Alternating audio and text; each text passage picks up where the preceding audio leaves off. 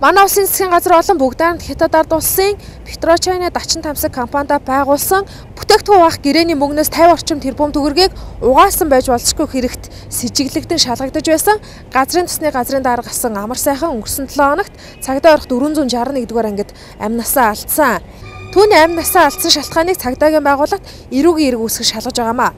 Харин талигач амар сайхны хэрэгт хинхэн холбогдож хамсаатнаар хинхэн сэжиглэгдэн шалгагдаж байгаа талаар мэдээл өдийг хүртэл нууц хിവэрээс юм а. Харин Албаны Баттай их сурвалжийн мэдээлснээр амар сайхны хэрэгт Отхон болд Чандман анх 2 нарын 3 өнийг ялагдагчаар татан шүүх хурал товлогдсон байна. Мөрдөн байцаалтын явцад оргон зарж болдошгүй, мөрдөн байцаалтын явцад саад хийж болдошгүй гэж үзсэн учраас Чандман анх 2 нарыг 461-р ангид цагдаа орж харин Отхон болд гадуур байцаагдж байгаа юм байна. Анх энэ хэргийг 2013 оны 5 сараас эхлэн улсын мөрдөн байцаах газрын эдийн засгийн гэмт хэрэгтэй тэмцэх хилцэж шалгаж эхлээд харин авилга хийлэх бол албан тушаалын сэжвэр гарч ирсэн учраас харьяалын дагуу хэргийг авилгатаа тэмцэх газарт мөрдөн байцааж дуусчээ.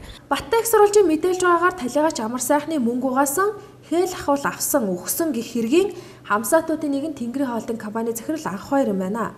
Анх 2-ын охин ерөнхийлөгч тандан захидал өчөөж ар гэрийнх нь мэдээлэл хийж түүний талаарх мэдээлэл олонний анхаарлыг өнгөрсөн хугацаанд баггуу татчихсан билээ.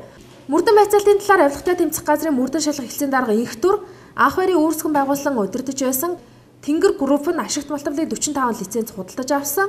Эдгээрийн нилээд засгийг Карибын арлууд дэх офшор даснаас оруулж ирсэн 12 тэрбум төгрөгөөр авсан тогтоогдсон гэж мэдээлээд байсан юм а. Талигач амар сайхны хэрэгт хамсаатнаар оролцсон буюу энэ хэрэгт хамт яллагдагчаар татагтаад байгаа. Чандманд Отхон болд анх 2 нарыг шүүх хурал энэ сарын 21-нд буюу маргааш 10 цагт дүүргийн эрүүг эргийн анхан шатны 2 дугаар шүүхэд болох юм а.